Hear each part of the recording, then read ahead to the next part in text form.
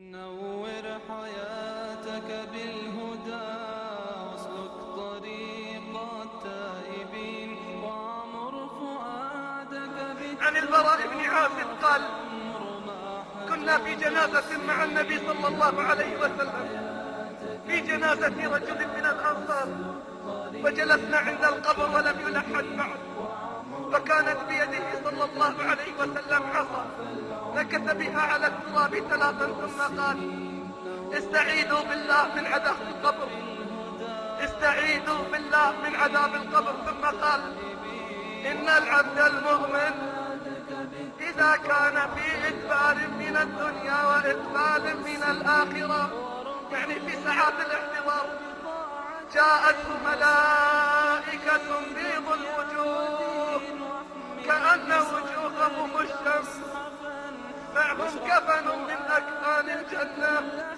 وحنوط من حنوط الجنة، وجلسوا منه مد البصر، وجاء ملك الموت عليه السلام وجلس عند رأسه فيقول: يا أيتها النفس الطيبة اخرجي إلى رب راض عنك وغير غضبان، فتخرج روحه كما يسيل القط من السقاء، فإذا قبضها ملك الموت لم تدعها الملائكة في يده طرفة عين حتى يلبسوا ذلك الكفن الذي من الجنة ويحنطوه بذلك الحنوط الذي من الجنة، فتخرج منه رائحة كأطيب رائحة مسك وجدت على وجه الأرض، ثم يعرج به إلى السماء، فما يمرون على نفر من الملائكة إلا قالوا: من هذه الروح الطيبة صاحبة الريح الطيب؟ فيقال: هذا فلان ابن فلان، ينادى بأحب أسمائه التي كان ينادى بها في الدنيا، حتى إذا وصلوا إلى أبواب السماء واستفتحوا له فتح له، ثم يشيعه مقرب تلك السماء إلى السماء التي تليها، حتى إذا وصل إلى السماء السابعة نادى منادي الله: أن اكتبوا كتابه في عليين وأرجعوه إلى الأرض، فإني منها خلقتهم وفيها أعيدهم ومنها أخرجهم تارة أخرى. فتعاد روحه في قبره فيأتيه ملكان أنفاسهما كاللهب، أبصارهما كالبرق الخاطف، أصواتهما كالرعد القاصف،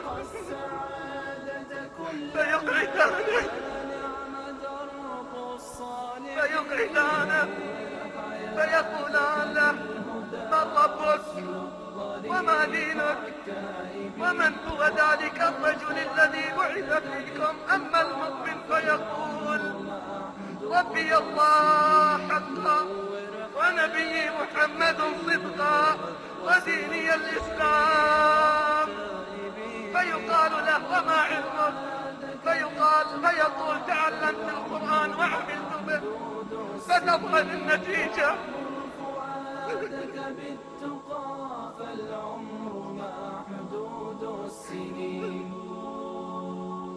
فينادي منادي الله أن قد صدق، فافرشوا له فراشا من الجنة، فافتحوا له بابا من الجنة، فيأتيه من روحها وريحانها، ويوسع له في قبره مد البصر، فيأتيه رجل أبيض الوجه طيب الشمائل، فيقول: من أنت؟ فوجهك والله الذي لا يأتي إلا بالخير. فيقول: أبشر بالذي يسرك، هذا يومك الذي كنت توعد، أنا عملك الصالح، أنا عملك الصالح. فيقول: ربي أقم الساعة، ربي أقم الساعة حتى أرجع إلى أهلي ومالي. هذا حال من؟ هذا حال المؤمن الذي محرمة. أما العبد الكافر، أما العبد الفاجر، إذا كان في إدبار من الدنيا وإقبال من الآخرة، يعني في ساعات الاحتضار، جاءته ملائكة سود الوجوه معهم كفن من أكفان النار وحنوط من حنوط النار، وجلسوا منه مد البصر، ثم يأتي ملك الموت عليه السلام فيجلس عند رأسه فيقول: أيتها الروح الخبيثة صاحبة الريح الخبيث، أبشر بسخط من الله وغضب. فتسل روحه كما ينزع السفود من القطن، يعني الحديد المتشابك. فإذا قبضها ملك الموت لم تدعها الملائكة في يده طرفة عين حتى يلبسوه ذلك الكفن الذي من النار ويحمقوه بذلك الحنوط الذي من النار، فتخرج منه رائحة كأنتن رائحة على وجه الأرض، ثم يعرج به إلى السماء، فما يمرون على ملأ من الملائكة إلا قالوا: من هذه الروح الخبيثة صاحبة الريح الخبيث؟ فيقال: هذا فلان بن فلان، ينادى بأقبح أسمائه التي كان ينادى بها في الدنيا، حتى إذا جاءوا إلى أبواب السماء واستفتحوا له لم يفتح له.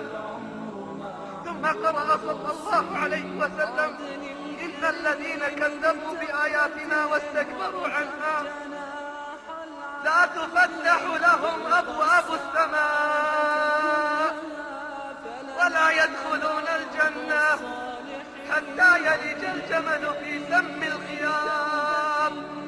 وكذلك نجزي المجرمين، لهم من جهنم مهاد ومن فوقهم غواش، وكذلك نجزي الظالمين. ثم ينادي منادي الله: أن اكتبوا كتابه في سجين وأعيدوه إلى الأرض، فإني منها خلقتكم وفيها أعيدكم ومنها أخرجكم تارة أخرى. فتعاد روحه في قبره، فيأتيه الملكان فيقعدانه ويسألانه فيقولان: من ربك؟ فيقول: لا أدري. فيخر في الأرض 70 خريفا، حتى إذا أفاق أقعداه وقال له: وما دينك؟ فيقول: لا أدري. فيضربانه حتى إذا أفاق قال له: ومن ذلك الرجل الذي بعث فيكم؟